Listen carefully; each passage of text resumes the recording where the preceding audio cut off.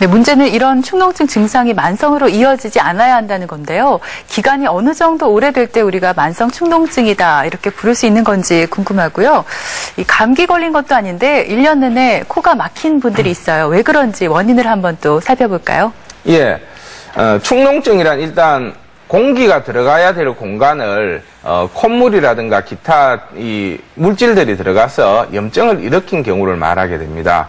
그런데 이제 이런 현상들이 생기는 게 비염이라든가 감기라든가 이런 원인으로 생기게 되는데 그렇게 이제 부비동염이 생긴 게 대략 한 3주 이내라고 하면은 급성 부비동염으로 분류를 하고요. 3개월 이상이 되면은 만성 부비동염으로 판단을 하게 됩니다. 그런데 이제 급성 부비동염 같은 경우에는 두통이 있다든가 피로감이 있다든가 코막힘이 생기고 누런 콧물들이 자꾸 나타나면서 안면 부위에 통증들이 나타나게 됩니다. 그렇지만 이게 만성 부비동염으로 바뀌게 되면은 코막힘 증상이 있으면서 주로 이제 누런 콧물이나 이런 것도 많이 나지만 목 뒤로 이제 코가 넘어가는 후비류 증상들이 계속 남아서 애를 먹이게 됩니다. 그리고 이제 시간이 지나면은 냄새를 잘 맡지 못한다든가 집중력이 떨어진다든가 그 다음에 간혹 이제 천식 같은 거를 유발하기도 하게 됩니다.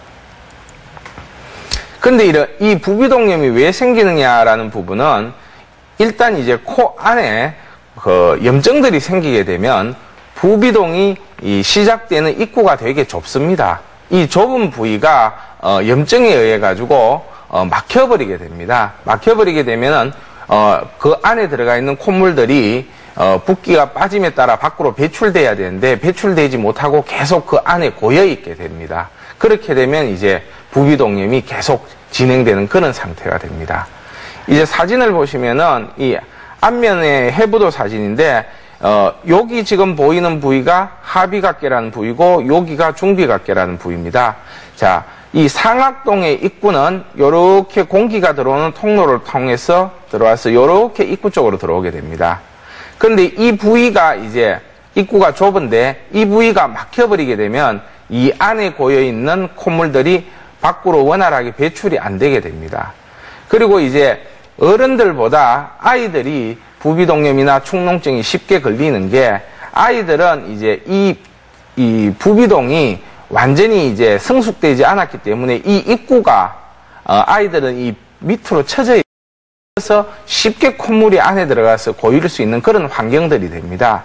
그런데 이 부비동은 사춘기쯤 되면은 이렇게 성인의 모양으로 완성되기 때문에 사춘기 넘어서면서는 이제 급성 부비동염은 상대적으로 적어지는 경향들이 있습니다. 자, 옆에서 봤을 때 이렇게 전두동이라든가 이렇게 벌집처럼 뻐끔뻐끔한 부위가 사골동입니다. 그리고 저평동은 이 뒷부분에 있게 되는데 저평동의 경우도 이렇게 뇌하고 밀접하게 붙어 있게 됩니다. 그래서 이 전두동이라든가 사골동이라든가 저평동에 공기가 들어와서 이 뇌의 활동을 열을 꺼줌으로 인해가 뇌가 원활하게 활동하게 만들어줘야 되는데 여기가 이제 콧물들이 찬다든가 해서 냉각 기능을 하지 못하게 되면은 집중력이 떨어진다든가 머리가 아프다든가 이런 현상들도 나타나게 됩니다. 자, 내시경 사진을 보면 아까 이제 중비갑계 부위인데 이 부위가 사실은 지금 이렇게 선이 꺼여 있는 이 부분이 넓게 열려서 공기가 원활하게 통하고 있어야 됩니다.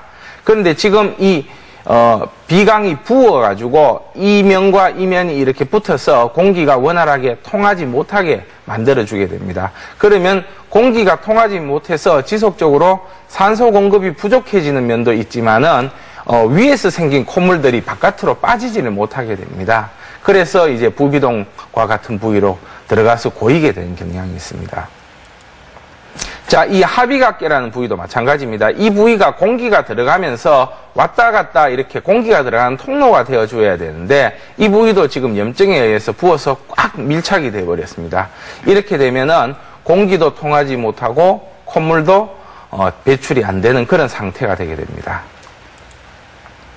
자, 이제 정상적인 모양을 보게 되면은 CT상에 이렇게 까맣게 공기가 들어가는 통로가 보이죠.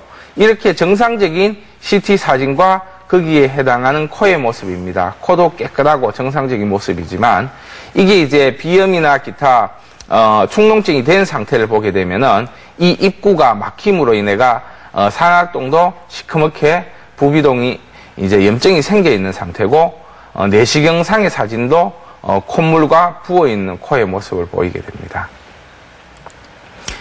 요건 이제 중비각기에 찍은 모습인데요. 요 해당하는 윗부분도 마찬가지입니다. 요렇게 까맣게 길이 열려가지고 공기가 통하고 깨끗한 상악동의 모습이고 내시경도 요렇게 틈이 보이죠. 이 틈으로 공기가 들어가고 콧물이 배출되는 그런 상태가 됩니다.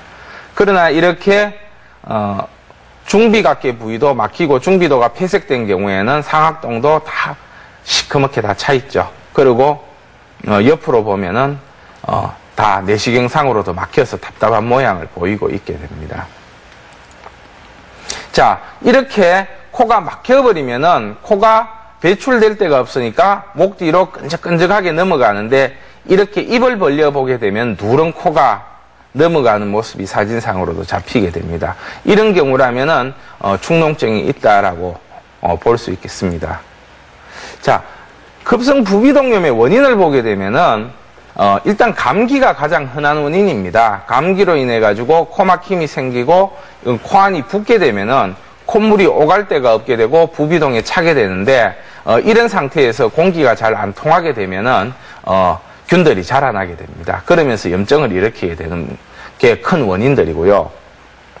만성 부비동염의 경우에는 이런 급성 부비동염이 제때 낫지 않고 계속 반복이 되게 되면은 만성 부비동염으로 진행되게 됩니다.